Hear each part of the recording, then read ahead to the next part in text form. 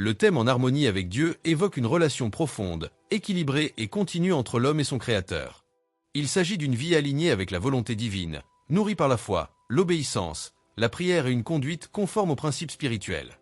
Voici un développement structuré autour de cette thématique. Comprendre l'harmonie avec Dieu. 1. Définition spirituelle de l'harmonie. L'harmonie avec Dieu ne signifie pas une vie sans difficulté, mais plutôt une paix intérieure et une direction divine malgré les circonstances. C'est une vie unie à Dieu, où le cœur, l'esprit et les actions de l'individu reflètent la présence de Dieu. 2. L'origine de la dissonance, le péché. Le péché est ce qui rompt l'harmonie avec Dieu. Dès la chute d'Adam et Ève, l'humanité s'est éloignée de cette communion parfaite. Mais par amour, Dieu a envoyé Jésus-Christ pour rétablir cette harmonie. 2. Les conditions pour vivre en harmonie avec Dieu. 1. La foi en Jésus-Christ. La foi est la clé de la réconciliation avec Dieu. Jean 14, verset 6 dit « Je suis le chemin, la vérité et la vie. Nul ne vient au Père que par moi. » En croyant en Christ, l'homme est justifié et peut retrouver l'harmonie perdue. Tout point est la prière et la lecture de la parole. Une communication constante avec Dieu à travers la prière et la méditation biblique permet de mieux connaître sa volonté et de marcher selon ses voies. 3 points. L'obéissance et la sanctification. La véritable harmonie avec Dieu nécessite une vie d'obéissance. Jésus dit dans Jean 15, verset 10, « Si vous gardez mes commandements, vous demeurerez dans mon amour. » 3. Les fruits de l'harmonie avec Dieu. 1 point est la paix intérieure. Une personne en harmonie avec Dieu expérimente une paix qui dépasse toute intelligence. Philippiens 4, verset 7, car elle se sait aimée et dirigée par Dieu. 2 point est la transformation du caractère. Être en harmonie avec Dieu produit le fruit de l'esprit. Galates 5, versets 22 et 23. Amour, joie, paix, patience, etc. 3 points. L'impact sur les relations humaines. Une vie en harmonie avec Dieu se reflète dans les relations avec les autres. Pardon, amour, service et humilité. 4. Les défis à l'harmonie et comment les surmonter. 1 point. Les tentations et distractions du monde. Le monde cherche à détourner l'homme de Dieu, mais en demeurant enraciné dans la foi et soutenu par la communauté chrétienne, il est possible de rester ferme. 2 points. Les périodes de sécheresse spirituelle. Même dans le silence ou la souffrance, Dieu est présent. Il utilise parfois les épreuves pour affiner notre foi et nous rapprocher davantage de lui. Vivre en harmonie avec Dieu, c'est rechercher chaque jour sa présence, marcher selon sa volonté et se laisser transformer par son amour. C'est une quête de toute une vie, mais qui porte des fruits éternels. L'harmonie avec Dieu n'est pas un état figé, mais une relation vivante, dynamique et nourrie par la grâce. En harmonie avec Dieu. Chers frères et sœurs, aujourd'hui, j'aimerais vous parler d'un état précieux, d'un trésor que beaucoup recherchent sans savoir où le trouver, l'harmonie avec Dieu. Ce n'est pas simplement être croyant. Ce n'est pas seulement aller à l'église.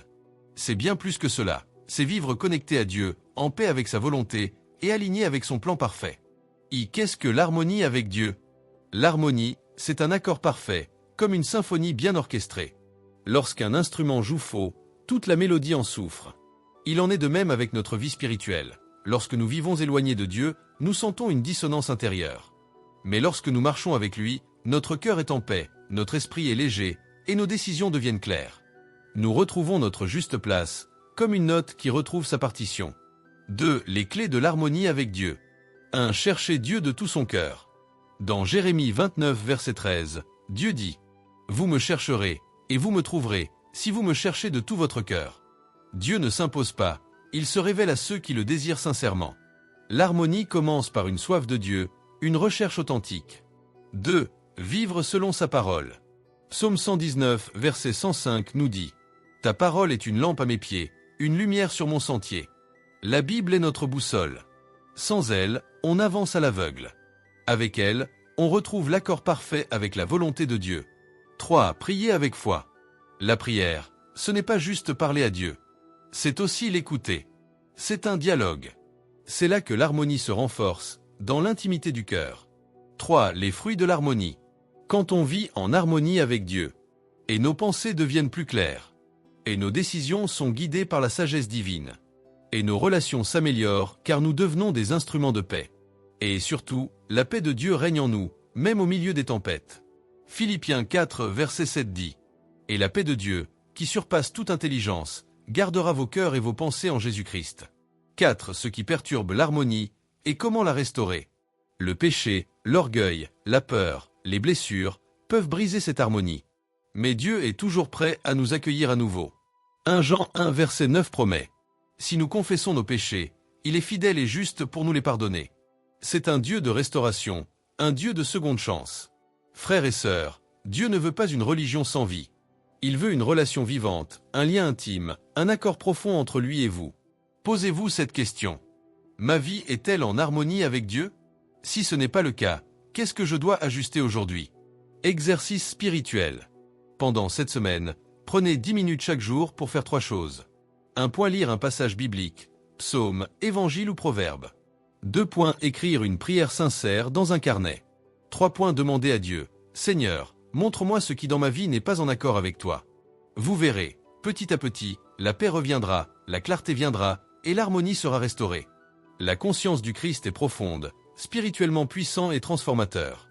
La conscience du Christ. Chers frères et sœurs, dans un monde rempli de bruit, de peur, d'ego et de confusion, Dieu nous appelle à quelque chose de plus élevé, revêtir la conscience du Christ. Qu'est-ce que cela veut dire? C'est penser comme Christ, voir comme Christ, parler, aimer, réagir comme lui. Ce n'est pas seulement croire en lui, mais penser avec lui. Qu'est-ce que la conscience du Christ? La conscience du Christ, c'est une conscience spirituelle élevée, une façon de percevoir la vie et le monde avec le regard de Dieu. Nous avons la pensée de Christ. 1 Corinthiens 2 verset 16. C'est vivre non plus à partir de l'ego, de la peur ou du jugement, mais à partir de l'amour, de la sagesse, de la compassion et de la vérité. Caractéristique de la conscience du Christ. Amour inconditionnel, Jean 13 verset 34. Et pardon total, Luc 23 verset 34. Paix intérieure même dans la tempête, Marc 4 verset 39. Et obéissance à la volonté divine, Jean 6 verset 38. Et vision céleste, non terrestre, Jean 18 verset 36. 2. Pourquoi avons-nous besoin de la conscience du Christ? Parce que notre conscience naturelle est limitée. Elle est influencée par et nos blessures, et nos expériences passées, et nos émotions instables, et les croyances du monde. Mais la conscience du Christ nous libère de ces limitations. Elle élargit notre perspective. Elle transforme notre manière de penser, de ressentir et d'agir. Ne vous conformez pas au siècle présent, mais soyez transformés par le renouvellement de l'intelligence. Romains 12, verset 2. Nous ferons de la suite une vidéo entière. Restez abonnés.